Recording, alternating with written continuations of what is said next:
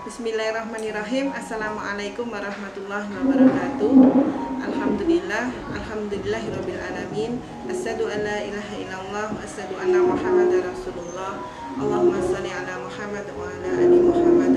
Rabbi ishrah li sadri wa yassir li amri wahlul 'uqdatam min lisani yafqahu qawli. Qala rabbi auzi'ni an askura nikmataka allati an'amta alayya wa ala walidayya wa an a'mala sholihan tardahu wa aslih li fi dzurriyyati inni tubtu ilaika wa inni minal muslimin. Alhamdulillah, anak-anak semua, Allah mempertemukan kita di bulan yang penuh dengan maghfirah, bulan yang penuh dengan kemuliaan, bulan yang istimewa di antara bulan-bulan yang lain.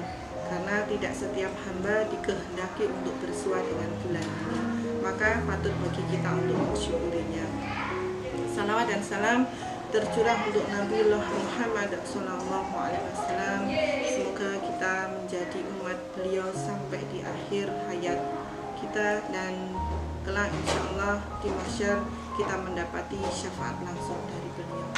Alhamdulillah, di jelang berbuka ini Ustazah akan menyampaikan sedikit ilmu kepada kalian semua tentang kalimat yang disampaikan oleh seorang ulama bernama Ibnu Qudamah, bahwa ada 3 golongan orang yang pahalanya sangat banyak, begitu nggih, yang amalannya berat hingga pahala itu berluber, dan dikatakan nanti tangan Allah yang akan membantu membawakan pahala itu. Siapakah saja mereka? Yang pertama yaitu orang yang memaafkan orang yang telah mendoliminya, ya. Didolimi itu sakit, didolimi itu perih, didolimi itu membuat kita menangis, ya.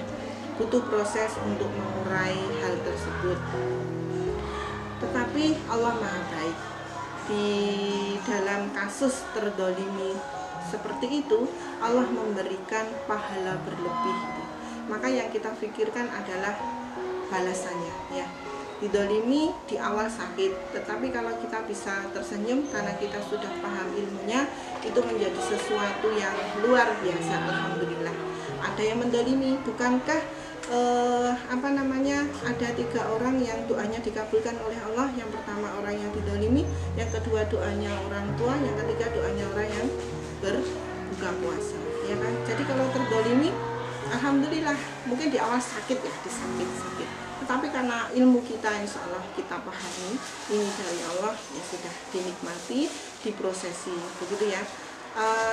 Kalian semua kalau di sekolah, di lingkungan rumah gitu ya, mesti ada beberapa teman yang kadang kurang berterima, terkadang merasa kita terdolimi begitu ya. Nah, itu menjadi pelajaran. Sekarang tambah ilmu bahwa terdolimi itu satu, doanya bisa dikabulkan, yang kedua mendapati pahala yang berlebih. Kalau sendiri pasti berat, ya. Insya Allah dengan banyak teman, kita banyak ilmu yang dipahami, khususan untuk yang satu ini, insya Allah menjadi ringan diproses, ya.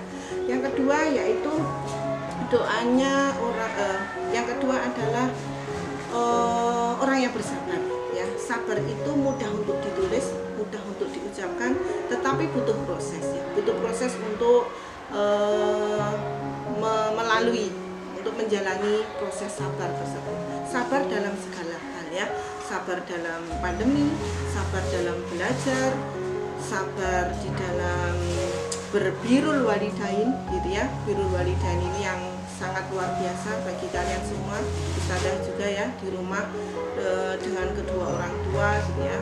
Jadi orang tua itu kunci surga bagi kalian semua, bagi kita. Jadi kalau meminta, ya, kunci surga itu ada pada kita, maka manut sama orang tua, birrul walidain itu bisa menjadi kunci bagi kalian semua. Disuruh apapun, dalam kondisi apapun, maka sami'na wa ata'na terhadap orang tua, begitu ya. Sedang belajar, sedang ada kegiatan gitu, tiba-tiba dipanggil sama orang tua, ya sudah, gitu ya. Karena orang tua itu luar biasa. ada yang mengatakan orang tua terutama ibu itu jimat ya, jaga baik-baik jimat kalian. Yang ketiga adalah orang yang berpuasa di bulan Ramadan. Luar biasa kan? Orang yang berpuasa di bulan Ramadan, seperti yang Ustazah tadi sampaikan, pahalanya mengalir.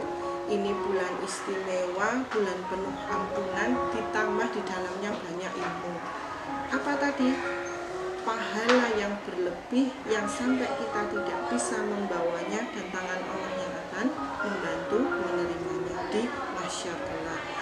Dengan catatan puasa kita benar adabnya, rukunnya, begitu ya. Jadi puasa tidak hanya dimaknai sebagai menahan lapar dan haus saja, tetapi banyak ibadah yang bisa kita lakukan di situ.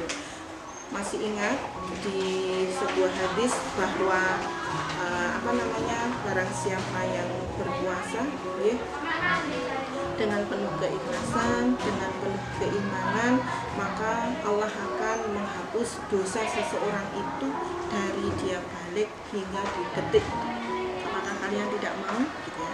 Jadi semoga dengan sedikit ilmu ini kita di bulan Ramadan ini tidak hanya sebatas Ramadan penahan dahaga saja ya. Kita azamkan Ramadan ini lebih baik daripada Ramadan kemarin. Target-targetnya bisa tereksekusi semua. Tilawah yang sehari hanya 1 lembar diagendakan bisa menjadi 10 lembar atau bahkan lebih begitu. Dan Ustazah berpesan ya, di nanti sebentar lagi jelang berbuka puasa tidak bersegera untuk menghabiskan gorengan, es daun atau es buah yang sudah disiapkan sama ibu bapak gitu ya, tetapi lebih pada menguatkan doa ya, karena ada 3 orang yang doanya dikabulkan oleh Allah. Apa? Yang pertama orang yang terzalimi, yang kedua doanya orang tua kepada anak, yang ketiga doanya orang yang sedang berbuka puasa. Kita tolong didoakan ya, berdoa untuk kesembuhan negeri ini dari bencana. Minta kepada Allah untuk, ya Allah, saya ingin sekolah lagi, cepatkanlah berlalu corona ini gitu ya. Jadi memohon kepada Allah dengan sangat mohon, ya Allah, kami ingin bersekolah kembali memakai seragam seperti dahulu kala. Memohon kepada Allah semoga doa-doa kita diijabah di Ramadan kali ini. Begitu anak-anak, selamat berbuka puasa ya. Semoga puasa kita hari ini diterima Allah Ta'ala, dan Allah memudahkan kita, menguatkan kita di 1 bulan Ramadan ini. Terima kasih. Barakallahu fikum. Assalamualaikum warahmatullahi wabarakatuh.